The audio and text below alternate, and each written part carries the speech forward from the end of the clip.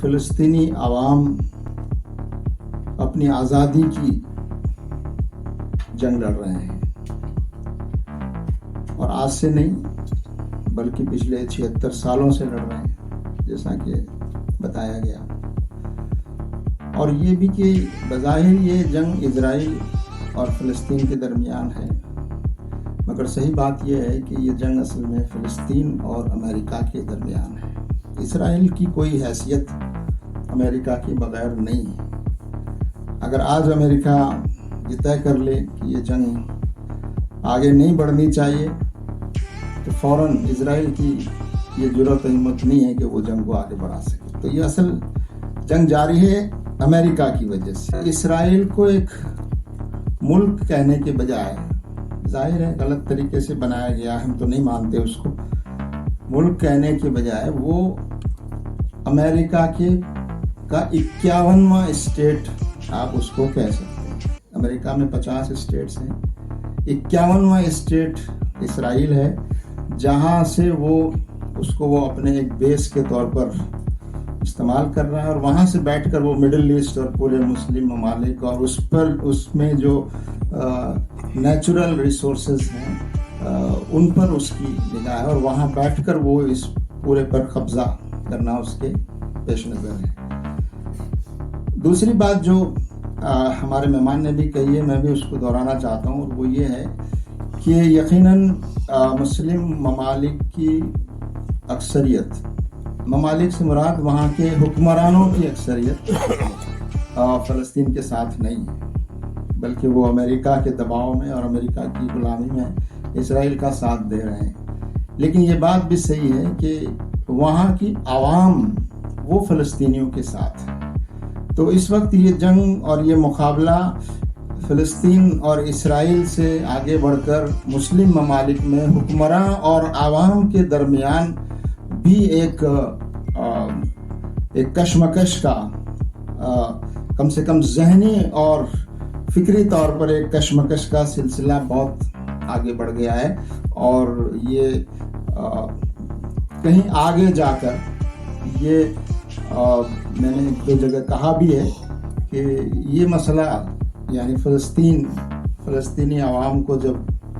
کامیابی، پوری مکمل کامیابی ملے گی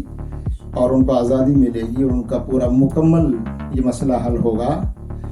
تو صرف فلسطین کا مسئلہ حل نہیں ہوگا، بلکہ مسلم ممالک کے جو بہت سارے مسائل ہیں، یعنی عوام کے مقابلے میں وہاں جس طرح کے حکمراں ہیں وہ مسائل بھی انشاءاللہ حل ہوں گے۔ اور میرا دل تو یہ کہتا ہے، ظاہر ہے اس کے لیے دلائل اور جو زمینی حقائق ہیں وہ تو ابھی ساتھ نہیں دے رہے ہیں، لیکن ہماری خواہش اور ہمارا دل یہ کہتا ہے کہ جس طرح افغانستان نے USSR کو، USSR جس کے اندر کتنے ممالک تھے، اس کو رشیا میں بدل دیا اور اتنے ٹکڑے ہو گئے۔ مجھے لگتا ہے کہ انشاءاللہ یہ فلسطینی عوام کی یہ قربانیاں انشاءاللہ امریکہ کو بھی، جو آج اپنے آپ کو یونائٹڈ اسٹیٹس کہتا ہے، مجھے لگتا ہے کہ یہ ڈیوائیڈڈ اور ڈسٹریبیوٹڈ اسٹیٹ کے نتیجے میں انشاءاللہ اس کا زوال ہوگا۔ تو فلسطین کا یہ مسئلہ صرف فلسطین کی آزادی پر ختم نہیں ہوگا میرے انداز میں، بلکہ یہ اسرائیل کے خاتمے اور امریکہ کے زوال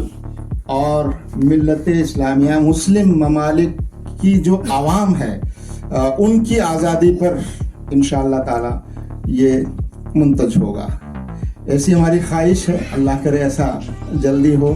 اور انشاءاللہ ہمیں یقین ہے کہ چاہے وقت لگے لیکن نتیجہ انشاءاللہ اس کا یہی ہونا ہے۔ آخری بات جو مجھے عرض کرنی ہے وہ یہ کہ یہ جنگ، اگر کوئی کہتا ہے، یقیناً آپ نے اعداد و شمار بھی بتائے ہیں کہ 2 لاکھ سے زیادہ لوگوں کی شہادتیں ہوئی اور آفیشیل طور پر 42,000 شہادتوں کا ریکارڈ ہے، تو ظاہر ہے کہ یہ ایسی قوم سے مقابلہ ہے امریکہ اور اسرائیل کا، جو मौत से डरती नहीं है, मौत से भागती नहीं है, और मौत को गले लगाने की ख्वाहिश और शहादत की ख्वाहिश जिसके अंदर पैदा हो, उसे कोई भी ताकत, बड़ी से बड़ी ताकत भी ऐसी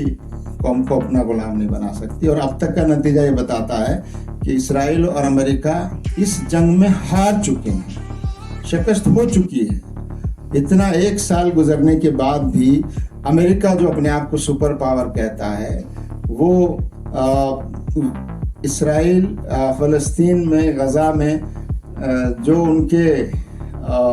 लोग अभी तक भी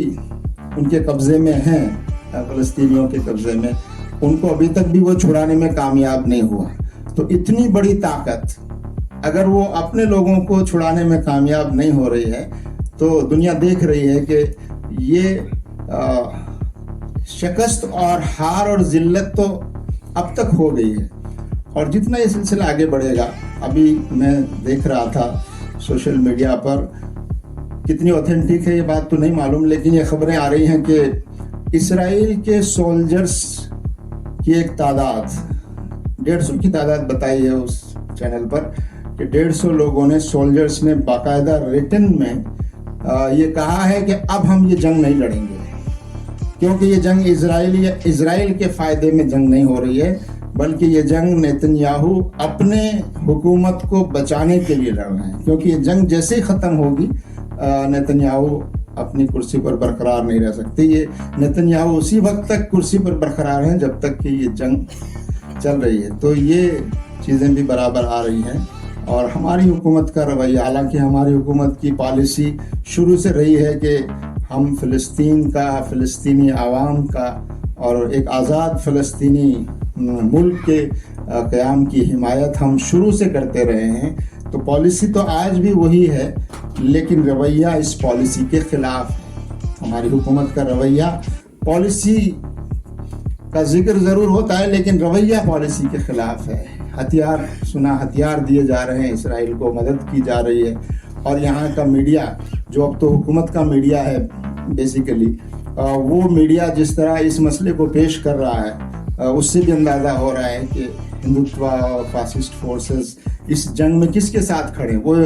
फ़लस्तीन के साथ नहीं है, बल्कि वो इसराइल के साथ हैं। और अफसोस की बात है कि जिस तरह के लोग इस वक्त हमारे मुल्क में हुकूमत और इक़्तिदार में हैं, वो मुस्लिम दुश्मनी में इतना अंधे हो चुके हैं कि उनको अपने मुल्क का फ़ायदा और नुकसान भी नज़र नहीं आता। वो नुकसान करने के लिए भी तैयार हैं। इस दुश्मनी में वो इतने ज़्यादा अंधे हो गए हैं।